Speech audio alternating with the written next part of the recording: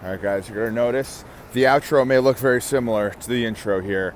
I was editing this video, and I did record the intro and the outro. I have no idea where it went, so you're gonna get the intro 2 weeks later. Now we have an arm day. It's a little bit modified. Ran into a minor issue while I was in there, but it was still great shoulder and arm day. Some great insight. Had to change the original plan and the original split of what I was going for, but that's what happens when your joints are made of paper mache. So I hope you enjoy this one. I got another video coming this week as well. That's gonna be a back day, but in the meantime, enjoy the shoulders and arms, and I'll see you at the end. All right, shoulders, arms. I like to start with lateral raises.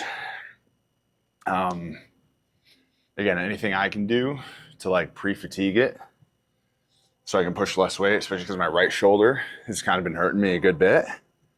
I'm gonna do it. I've also felt for shoulders in particular, like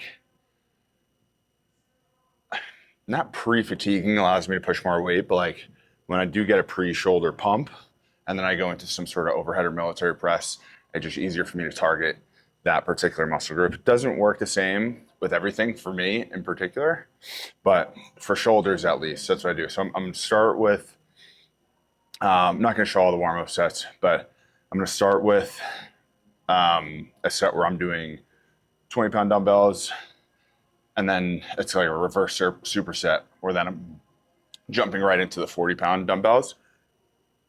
I'm gonna do 2 of those, and that'll be like my first lateral raise variation. And then gonna jump into a single arm landmine press.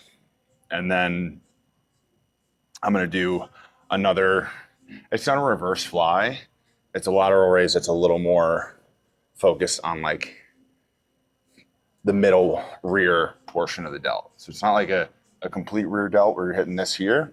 It's more like this back portion of the medial head. And that'll be the extent of my shoulder day.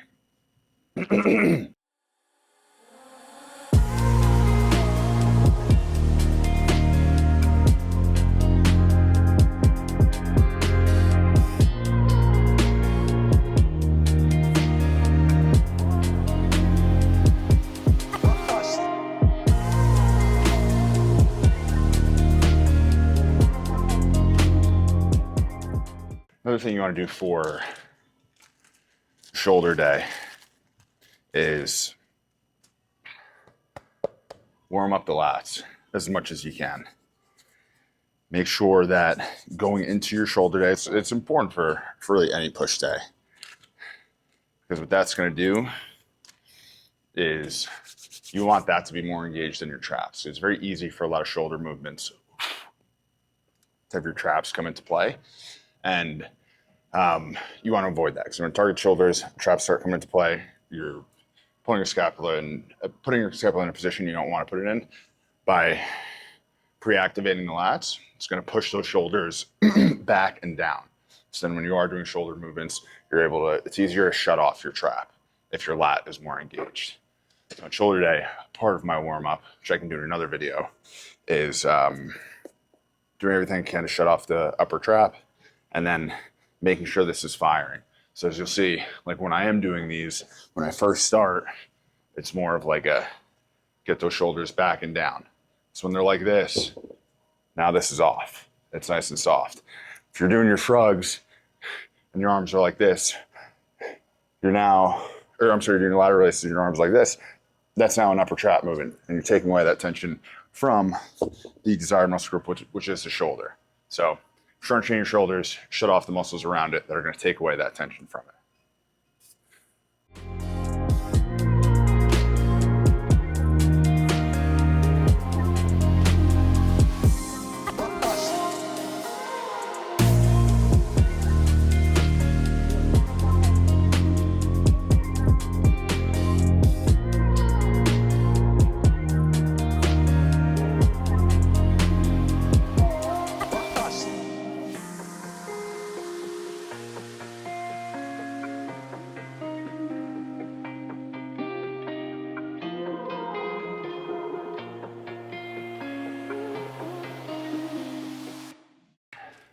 Next movement, one of my favorites. It is a single arm landmine shoulder press. Now, going back to anything with shoulder pain, if you do have shoulder pain or any impingements, this is a healthier option for sure, because by default, it's going to force you to kind of keep your elbow much further out in front, or even at the most at a 45-degree angle. You know, with any kind of shoulder press, it's really when the arms start flailing out a little bit, that's where you put your shoulders in a little more of a vulnerable position. Now, elbows out is a little bit better for training, or at least trying to target more of the medial head. This is going to be more anterior delt biased, but for the most part, just keeps, it's more of like a neutral shoulder press. And also, you can go a little heavy. People call it a little bit of an ego lift, but you can throw a little bit more weight into it towards the end to finish out the last couple of reps. But for me, someone who's dealt with shoulder issues their whole life, one of the better variations for you.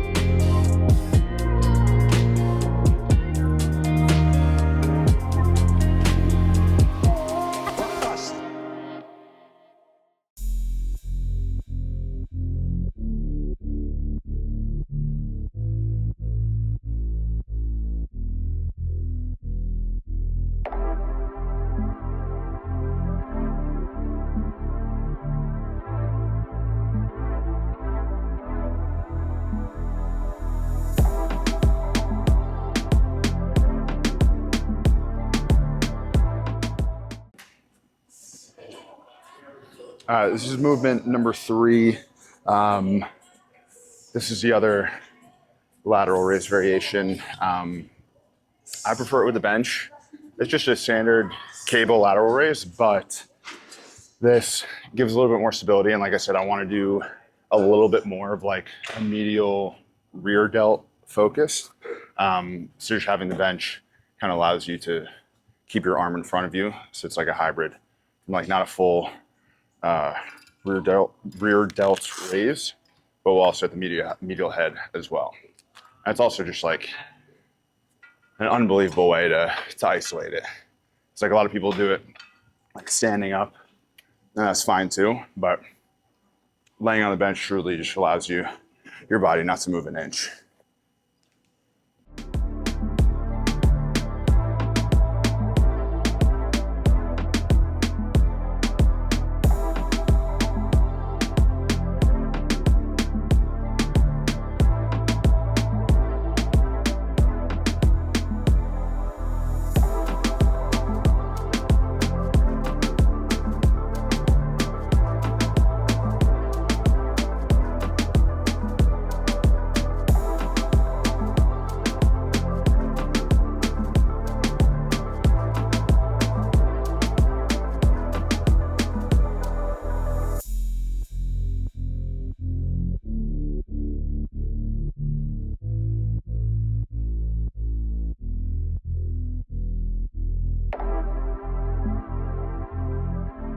First bicep movement, we're only doing 2.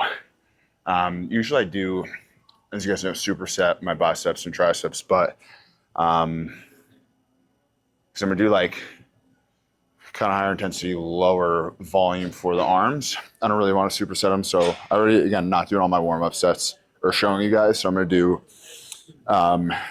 2 sets of these, and that'll be it. Then I'll do my tricep movement, then my bicep movement, then my tricep, but 2 working sets for each, and that'll be it.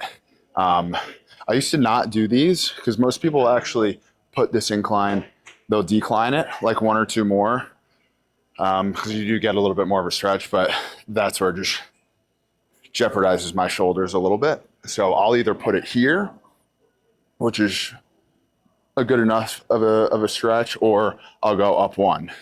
But this one feels pretty solid. But I really started reincorporating these probably a couple months ago, and it's slowly turning into one of my favorites. But I never really used to do these too much. And then you could play around with it too. You could do hammer variations, more restrictor, supinated variation, full rotation. It's a good one.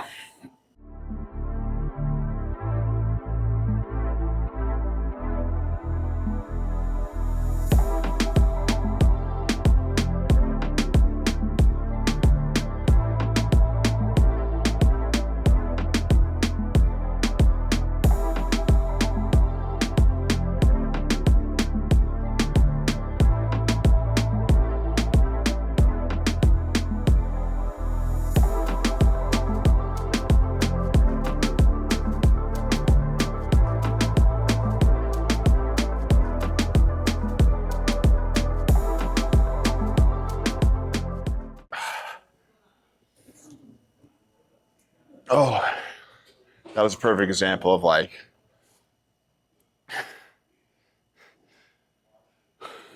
when you think you don't have any left.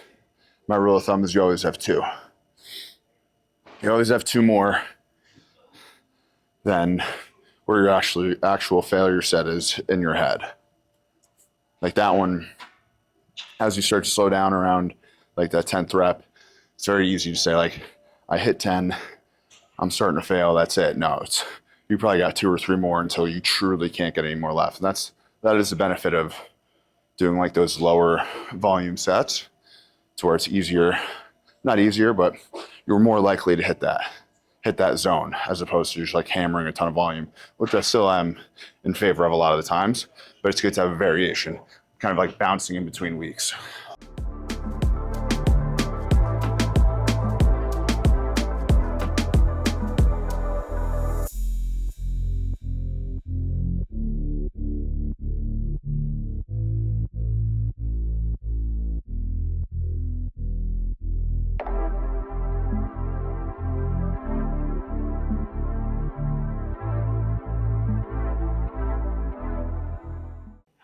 Tricep movement number 1. This one's always a staple for me. Easy bar, skull crusher. Some people do it lying down. Again, I like to do it on an incline. Feels a little better on my shoulders. Also, just like feel it more on the triceps. Like when I'm flat on the bench, I feel like it turns a little bit more into a lat movement, because that bar is now pulling your arms all the way down. Whereas when you're inclined or a little more upright, you can kind of just put those shoulders back and down and put it into what is like almost feels like a fixed position. But yeah, doing 100 pound easy bar. Gonna do a little bit of a closer grip for this one. So gonna try and keep the elbows tucked a little bit. I already did my warm up set. So gonna do 2 of these.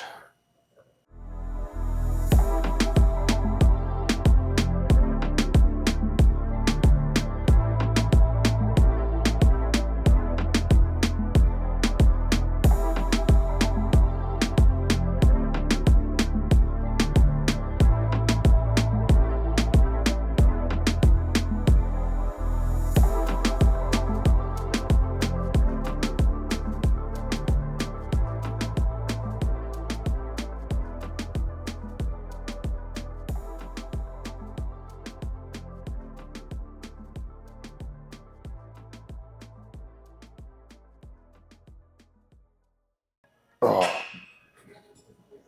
that is killing the shoulder.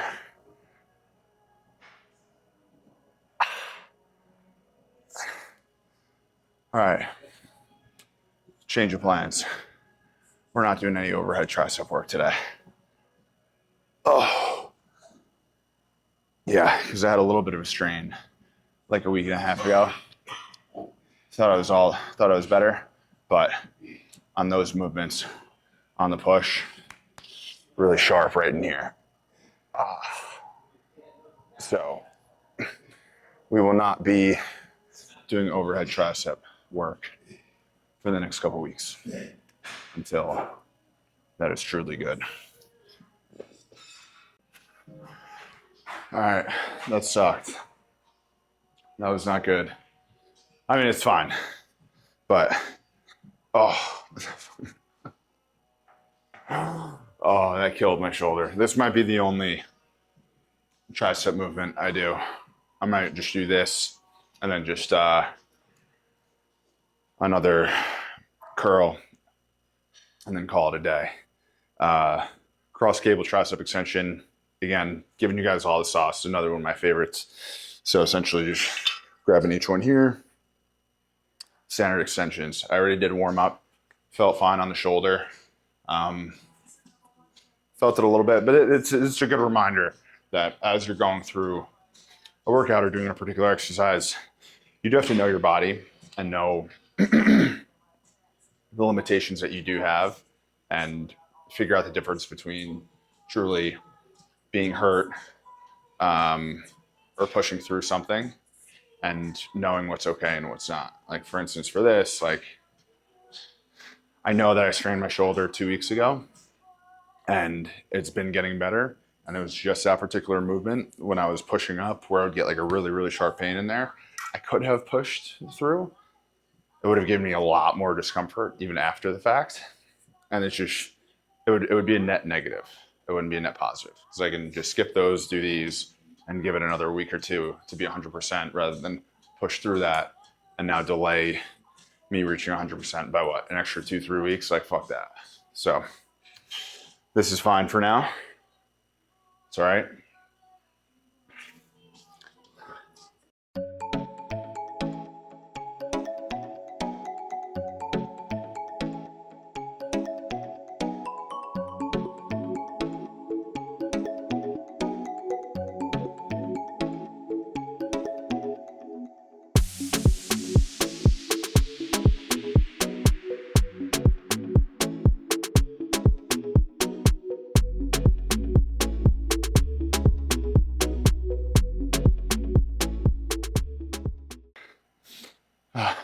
The original plan was, or not the original plan, but I was going to superset these with dips, but shoulder is barking right now.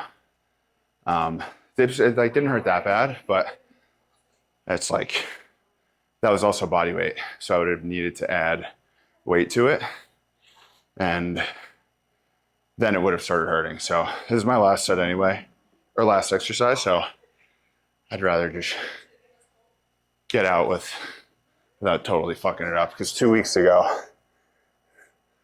I was having a hard time raising my hand up like this. So, but it was just like a minor strain. So, 2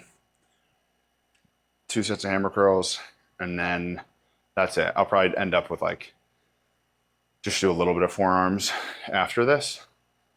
Because I'm going to start trying to do that like 2-3 times a week. But you do one more set, some quick forearms, and that'll be a wrap.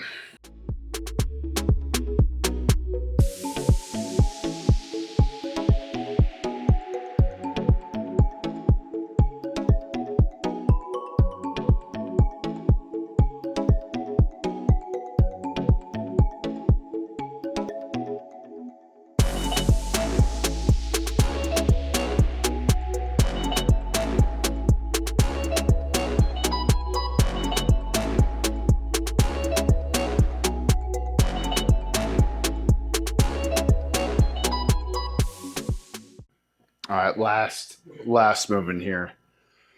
Getting a little creative on this one. So I'm just gonna take this off because I did a warm-up set just to show you guys how to set this up. Take a band, stronger the resistance better in my opinion. Also make sure you have a plate on that side. Put it through here, put it through itself.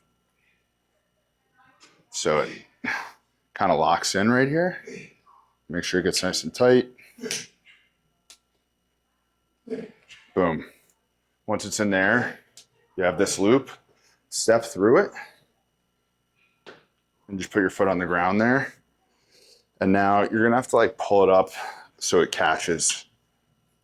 And then once it starts rolling, with this resistance, it's gonna depend on how thick the band is, will determine how many times you need to lap over itself.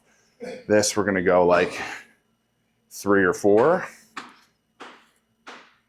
Kind of just feel the resistance, see if it's strong enough. Yeah, that's good. And now you can do, if it's strong enough, this isn't a strong enough resistance, but it is, you can do 2 hands. I'm just gonna do 1 here. It's like you're revving a motorcycle almost.